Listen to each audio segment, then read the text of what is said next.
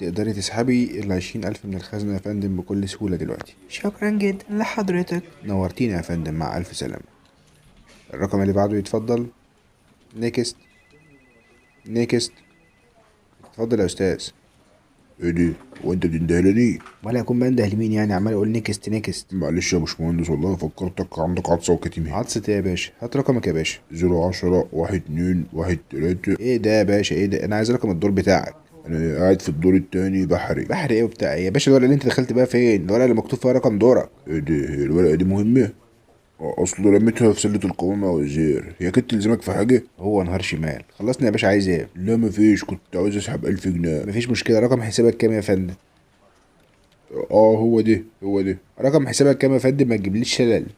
باشا هو انت عندك حساب اصلا في البنك يا باشا؟ لا يا باشا، والله انا اسحب من حساب الحاج ابو سندس، ربنا يريحه. لا اله الا الله. ابو سندس مين ده يا باشا هو كمان؟ الحاج ابو سندس ربنا يريحه يا رب، حماية. اصل الراجل بقى فيها شويه محجوز في العنايه المستركزه. نادى عليا وقال لي يا شوقي يا ابني. قلت له انجز يا ابو سندس، انا مش فاضيلك. قال لي انا مش عايز ابقى على حد في اخر ايامي.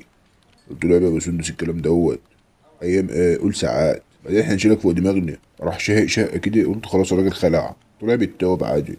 قال لي لا يا ابني، انا عارف البيل وغطاه، انا عندي حساب توفيري في البنك، روح اسحب منه 320 جنيه. قلت له يا راجل يا جيف، بري نفسك في اخر ساعاتك.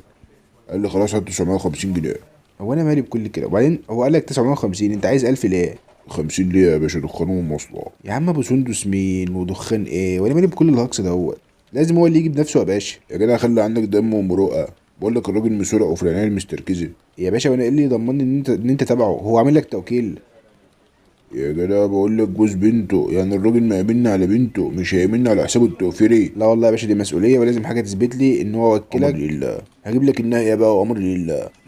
اتفضل يا باشا، دي صورتي انا والحاج سندس وهو على فراش الموت. يا عم انت جايب لي واحد بيطلع في الروح وتقول لي اسحب فلوسه؟ ما انا كده لازم اشك فيك، لازم ورق رسمي يا باشا. لا حول ولا قوه الا بالله، بقينا في زمن الاخ بيخون اخوه. اخ مين يا عم؟ انا اول مره اشوفك في حياتي. خلاص يا عم هات لي مصحف ولا احلف لك عليه ان هو حماي، طالما انت مش مصدقني. انت شكلك راجل لكاك ومزراب وانا مش هخلص منك. يا عم اعمل لك ايه؟ انا بقول لك حماية، يعني واكل شارب نايم عندني، فلوسي هي فلوسه.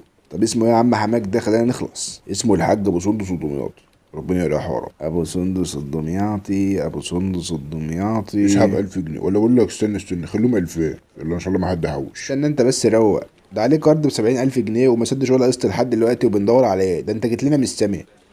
يا نهار اسود، انت بتسلمني يا ابو سندس؟ اهلا يا باشا. قلت لي بقى انت تقرب له ايه بالظبط؟ معرفة سطحية يا باشا، والله من بعيد لبعيد. كنت متجوز بنته وهطلقها دلوقتي حالا. إلهي ربنا يريحها يا رب.